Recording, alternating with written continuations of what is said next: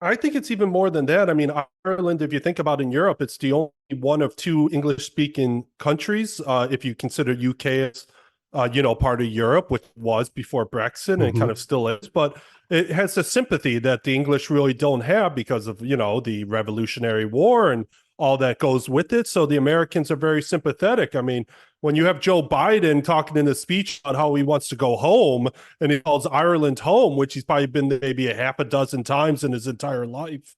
Or Barack Obama comes for his one or two visits and they stop the country to shovel him around the country and take photo ops with them, who hasn't, I think his mom's great grandparents were from there. So Ireland has a lot of sympathy with America. It's kind of like, the European Israel.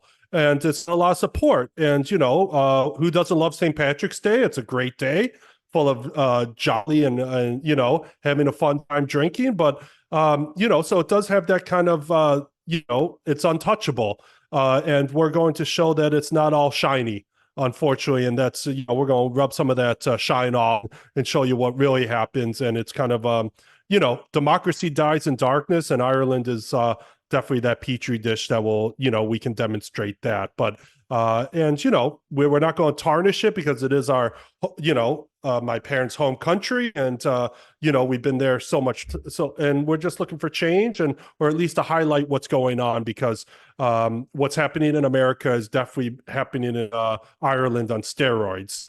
Because again, they have like-minded people that are voted for these same old politicians that have been there for, ever. I mean, the politician is virtually like a career. They study it in college and then they run for office and they're there forever. The parliamentary system is a little crazy because you can't really kind of shovel them out. Not that America's any different, but the politicians are there forever.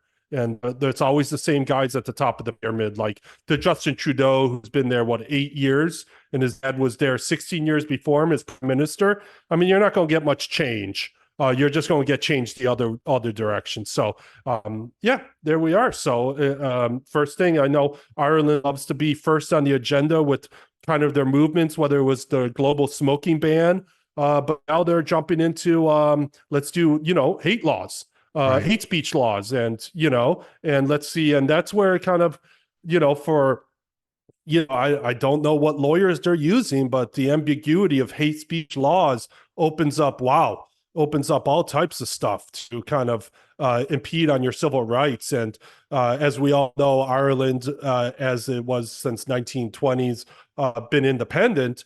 They've been such a strong advocate of civil rights and independence, and not breaching privacy, and this is going to exact opposite, as though like, okay, we're free of England now and we're going to bring in our own That's a totalitarian type actions.